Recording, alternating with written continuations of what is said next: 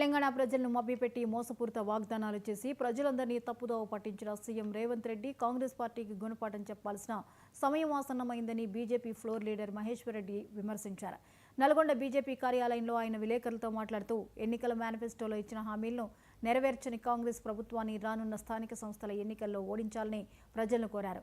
నరేంద్ర మోడీ నాయకత్వాన్ని బలపరుస్తూ బీజేపీకి ఓట్లు వేసి గెలిపించాలని జిల్లా ప్రజలను మహేశ్వర్ రెడ్డి కోరారు.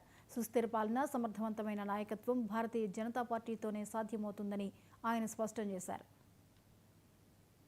రాష్ట్ర ఉపాధ్యక్షులు గంగిడి మనోహర్ రెడ్డి గారు, మీరు 100 రోజుల్లో 6 గ్యారంటీలను చట్టబద్ధత కల్పించి 6 గ్యారంటీలను అమలు చేస్తానని చెప్పినటువంటి రేవంత్ రెడ్డి గారు ఈరోజు గజనిగా ఎందుకు మారారు, దేనికోసం అని చెప్పేసి ఇచ్చినటువంటి హామీల్ని మర్చిపోతూ ఉన్నారో తెలియజేయాల్సిన అవసరం ఉన్నది. ఈరోజు స్థానిక ఎన్నికలు ఉన్నాయి కాబట్టి రైతు బంధు కడుపు కట్టుకొని ఇచ్చిండట.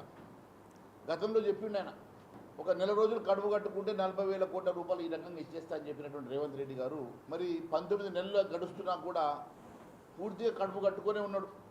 కానీ ఎక్కడ కూడా ప్రజలకు ఇచ్చినటువంటి హామీల్ని అమలు చేయలేకపోతా ఉన్నాడు.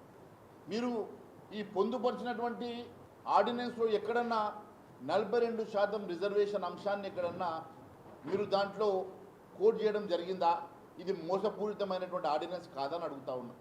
పూర్తిగా ప్రజల్ని మోసం చేయడంలో పిహెచ్డి తీసుకున్నటువంటి రేవంత్ రెడ్డి గారు అన్ని వర్గాల ప్రజానీకాన్ని మోసం చేస్తూ మహిళలకు ఇస్తామన్నటువంటి 2,500 రూపాయలు మహాలక్ష్మి పేరు మీద, వృద్ధులకు ఇస్తామని చెప్పినటువంటి 2,000 రూపాయలు 4,000 రూపాయలు పెంచుతామని చెప్పి మోసం చేసిన తీరుగా యువతకి ఇవ్వాల్సినటువంటి నెలకు 4,000 రూపాయల నిరుద్యోగ భృతి అంశంలో కానీ, వారికి ఇస్తామన్న 2 లక్షల ఉద్యోగుల అంశంలో కానీ, చదువుకునేటువంటి విద్యార్థులకు ఇస్తామన్నటువంటి స్కూటీల అంశంలో కానీ, రైతులను మోసం చేయడంలో కానీ, రుణమాఫీ అంశంలో దాదాపు 40% మంది రైతుల ఖాతాల్లో రుణమాఫీ జరగలేదన్న అంశంలో కానీ, BC declaration, SC ST declaration, మహిళా డిక్లరేషను, యువ డిక్లరేషను, ఇన్ని రకాలుగా హామీలలో మోసం చేసినటువంటి ఛాంపియన్ అనేటువంటి రేవంత్ రెడ్డి గారు ఈరోజు కొత్తగా ఎన్నికల్లో ఏ ముఖం పెట్టి.